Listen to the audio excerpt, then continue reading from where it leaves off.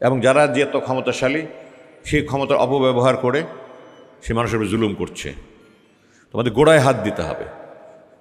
আমাদের গোড়া ঠিক নাই, আমাদের স্তম্ভ ঠিক নাই, আমাদের ভিত্তি ঠিক নাই। আমরা উপর দিয়ে পানি ঢালছি, শুধু লাভ হবে না কোনো। আমাদের নিজেদেরকে আগে পাল্টাতে হবে এবং সমাজকে পাল্টানোর জন্য চেষ্টা করতে হবে। ছাত্র শিবির সেটা চেষ্টা করছে, তবে চেষ্টার মধ্যে নিখুঁত চেষ্টা আমি সেটা বলবো না। আর আমাদের দেশে যারা দিনের ধারক বাহক লেবাসধারী আছেন, ওনার ক্ষতি করছেন বেশি আমি মনে করি। কারণ সূরা হাশর 59 নম্বর সূরা 18 নম্বর আয়াতে আল্লাহ বলেছেন যে আল্লাহকে ভয় করো, প্রত্যেকের ভেবে দেখা উচিত সে ভবিষ্যতের জন্য কি করছে। আবার বলছেন আল্লাহকে ভয় করো। আমি আরবিটার আয়াতে গেলাম না। আল্লাহ কোরআনে অনেক জায়গায় বলেছেন, কিন্তু এই বাক্যে এই আয়াতে আল্লাহ আগে একবার পরে একবার বলেছেন, মানে এটার গুরুত্ব অত্যন্ত অপরিসীম।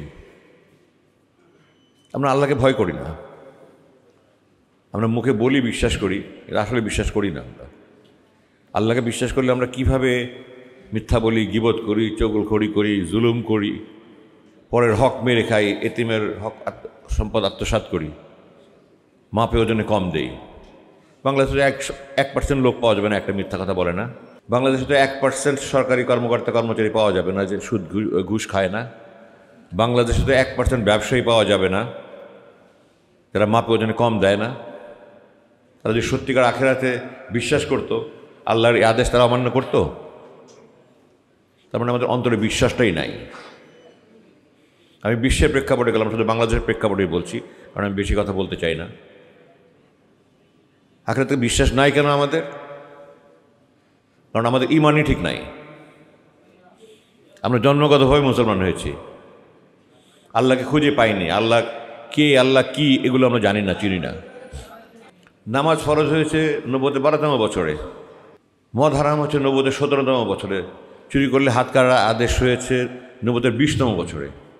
এর আগে আল্লাহ 12 বছর পর্যন্ত আল্লাহ মানুষের মন্ত্রকে তৈরি করেছেন নামাজ পড়ার জন্য। আমাদের অন্তর তৈরি হওয়ার আগেই আমরা সিজদা দেওয়া শুরু করেছি বাপ মাকে দেখে, এবং শুনে মুসলমান হয়েছি আমরা। এই জন্য আমাদের অন্তর প্রকৃত অর্থে আল্লাহর ভয় নাই।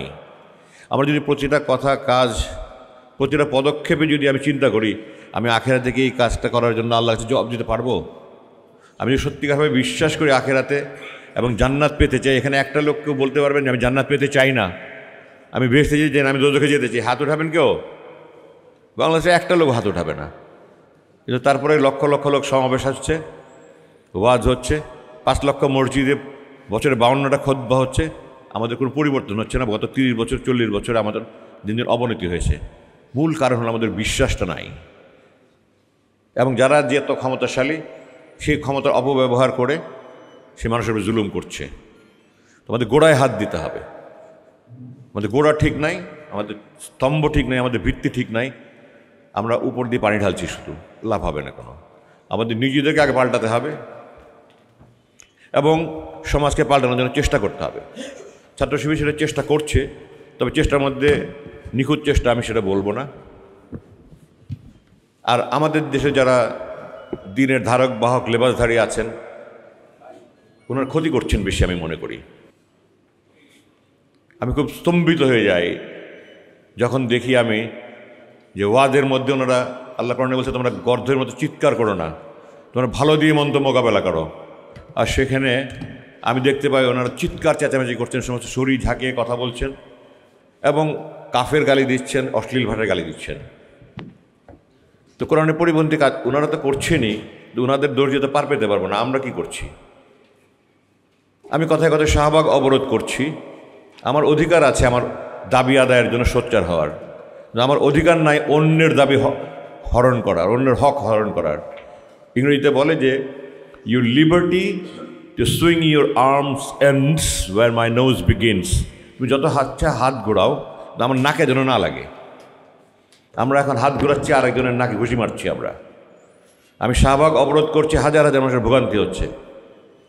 আমরা রাইটস অ্যান্ড রেসপন্সিবিলিটিস, আমার অধিকার এবং দায়িত্ব, এই দুটার মধ্যে ব্যালেন্স থাকতে পারি না। আমি আমার দাবি আদায় করতে গিয়ে আমার দায়িত্ব না পালন করে আমি আরেকজনের অধিকার হরণ করছি। এগুলি সবগুলোই হয়েছে যারা জুলুম করেছে, নির্যাতন করেছে, যারা গুম খুন করেছে, তারা আল্লাহকে ভয় পায়নি।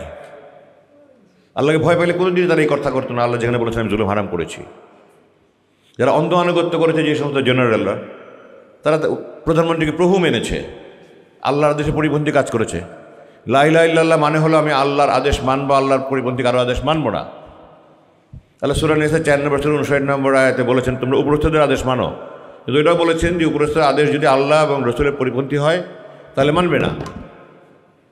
কিন্তু আমরা আল্লাহ এবং রসুলের আদেশের পরিপন্থী আদেশ পালন করছি, কারণ আমরা আল্লাহকে প্রভু মানছি না, আল্লাহকে ভয় করছি না, আল্লাহকে জবাব দিতে হবে এই চিন্তা করছি না, আমরা উপরস্থদেরকে জবাবদিহি করতে হবে এই চিন্তা করে জুলুম করছি, অন্যায় করছি, অবিচার করছি, মানবাধিকার লঙ্ঘন করছি। কেন করছি? চাকরির জন্য। আমরা আল্লাহকে রাজ্জাক মানছি না, চাকরি গেলে খাবো কি এই ভয়ে আমরা যদি অন্ধ আনুগত্য করি তাহলে আমরা আল্লাহকে রাজ্জাক মানছি না, রেজেক দাদা মানছি না, আমরা বসকে উপরস্থকে রেজেক দাদা মানছি। তো আমাদের ইমানেই সমস্যা, এই কারণে আমরা এত মানবাধিকার লঙ্ঘন করছি। যেই দেশে ইমান মানুষের যত ভালো আছে সেই দেশে মানবাধিকার লঙ্ঘন তত কম। তো আমাদের গোড়াতেই গলদ, এখানে আমাদের অ্যাড্রেস করতে হবে। এই সমস্যাটা আমাদের সমাধান করলে মানবাধিকার লঙ্ঘন আস্তে আস্তে কমে আসবে। এবং এটা একদিনের ব্যাপার নয়। এই 54 বছরে যে ধস নেমেছে, শিক্ষা ব্যবস্থা ধ্বংস করে দিয়ে নৈতিক শিক্ষা একদম জিরো পর্যায়ে নামা আইনাস্তে চলে গেছে, এটাকে আমাদেরকে আবার একদম আন্ডু করে রিডু করা ছাড়া আমাদের আর কোনো বিকল্প নেই। তো আমি জানি না কি এটার সমাধান কি এই মুহূর্তে, কারণ আমরা এত ফ্র্যাগমেন্টের জাতি হয়েছি, এত খণ্ড বিখণ্ড হয়ে গিয়েছি আমরা, যে আমাদের মধ্যে ঐক্য নাই, আমাদের দেশের আগে ক্ষমতার চিন্তা। এই জন্য আমরা এক প্রকৃত অর্থে কোনো কিছু আগাতে পারছি না। ছোটোবেলায় অঙ্ক পড়েছিলাম যে বানর তৈলাক্ত বাসবে, 1 হাত উঠে 2 হাত নামে, 1 ফুট উঠে 2 ফুট নামে। আমাদের অবস্থা হয়েছে এটা। তো আমাদেরকে নিজেদেরকে চিন্তা করতে হবে আমরা কেন আজকে এই অবস্থায় আছি, যারা করছে তারা কেন করছে। আমাদের নিজেদেরকে সংশোধন হতে হবে, আমার আশেপাশে যারা আছে যাদেরকে আমি প্রভাবিত করতে পারি তাদেরকে সংশোধন করতে হবে। এবং এই সংশোধন প্রক্রিয়া অনেক দিন সময় লাগবে। আমাদের অন্তরে আল্লাহর ভয় জাগ্রত থাকতে হবে। যদি আল্লাহর ভয় জাগ্রত থাকে, আমি যে সূরা হাশরের 18 নম্বর আয়াতের কথা বললাম, একটা আয়াত যদি কেউ সিরিয়াসলি চিন্তা করে, গভীরভাবে মনোনিবেশ করে, এবং এটা নিয়ে যদি সে সত্যিকার অর্থে আল্লাহকে ভয় পায়, তাহলে কিন্তু আর এই জুলুম, নির্যাতন, গুম, খুনিগুলি থাকবে না, মানবাধিকার লঙ্ঘন থাকবে না। তো আমার মেসেজটা হলো, আমরা এই আলোচনার মাধ্যমে আমরা যেন এটা উপলব্ধি করতে পারি যে আমাদেরকে আল্লাহকে ভয় করে কাজ করতে হবে। এবং আমরা যদি সমাজে এই জিনিসটা প্রচলন করতে পারি, তাহলে ইনশাল্লাহ ভবিষ্যতে আমি মনে করি মানবাধিকার লঙ্ঘন একদিনে কম হবে না। 100 থেকে হয়তো 1 বছর ট্রাই করে 99-এ নামবে, আরও 1 বছর ট্রাই করে 98-এ নামবে, কিন্তু আস্তে আস্তে এটা নিম্নমুখী হবে। বর্তমান অবস্থাকে আমাদেরকে ইমিডিয়েটলি যদি আমরা দ্রুত গতিতে জরুরি যদি আমরা এটাকে এখানে স্টপ করতে না পারি, থামাতে না পারি, তাহলে আমাদের ধ্বংস অনিবার্য। আমি খুব একটা বেশি আশা দেখছি না, কিন্তু আমি কোরআনে আল্লাহ বলেছেন লা তাকনাতু মির রাহমাতিল্লাহ, তুমি আল্লাহর সাহায্য থেকে নিরাশ হয় না তোমরা। আমি আশা নিয়ে 2908 দিন অপেক্ষা করেছি। আল্লাহ আমাকে ইন্নাল্লাহ মাস সাবিরিন ওয়া বাশশিরিস সাবিরিন, আল্লাহ আমাকে মুক্তি দিয়েছেন। তো আমি সবাইকে অনুরোধ করবো যে আপনারা নিরাশ হবেন না, হতাশ হবেন না। আপনারা সবাই যার যার কাজ করে যান, at the end of the day ফলাফল আল্লাহর হাতে। আল্লাহ আমাদের ইচ্ছা এবং চেষ্টার উপরে ফলাফল দিবেন। ফলাফল আখিরাতে আমাদেরকে পুরস্কার দিবেন অথবা শাস্তি দিবেন, চূড়ান্ত ফলাফলের উপরে নয়, ফলাফল আল্লাহর হাতে। তো আমরা চেষ্টা করি যেন আমরা সবাই নিজেরা আগে ভালো হই। আমি যখন একটা আঙ্গুল একদিনের জন্য দেখাই, তখন 3টা আঙ্গুল কিন্তু আমাকে দেখাচ্ছে। তো আমরা আগে নিজেরা সংশোধন হই, তারপরে যাদেরকে আমি প্রভাবিত করতে পারি, যাদের কাছে আমি পৌঁছাতে পারি, তাদের সবাইকে আমি এই জিনিসটা চেতনা জাগ্রত করার চেষ্টা করি যে আল্লাহকে ভয় পাই, আমরা আল্লাহর ভয়ে কাজ করি, তাহলে আমাদেরকে আস্তে আস্তে আমরা এই সমস্যার সমাধানের সম্ভাবনা আছে। শুধু সেমিনার সিম্পোজিয়াম করে চোখের পানি ফেলে কোনো লাভ হবে বলে মনে করি না। আশা করি আমি আমার মেসেজ পৌঁছাতে পেরেছি। আমি আর বক্তব্য দীর্ঘায়িত করতে চাই না, আমার একটা অন্য প্রোগ্রাম আছে। আমি আজকে আনন্দিত যে আমার বড় 2 ভাই লন্ডন থেকে এসছেন, ওনাদেরকে নিয়ে এখানে আসতে পেরেছি আপনাদের সামনে। আপনারা সবাই আমাদের জন্য দোয়া করবেন, আমাদের পরিবার, আমরা যেন আজীবন, আমার বাবা কাজ করে গেছেন দিনের জন্য এবং মানুষের জন্য, আমরাও চেষ্টা করছি আমাদের সীমিত পরিসরে আমরা যেন আজীবন এটা করে যেতে পারি, দেশ এবং দিনের কল্যাণে কাজ করতে পারি। সবার কাছে দোয়া চাই। ফি আমানিল্লাহ। আসসালামু আলাইকুম।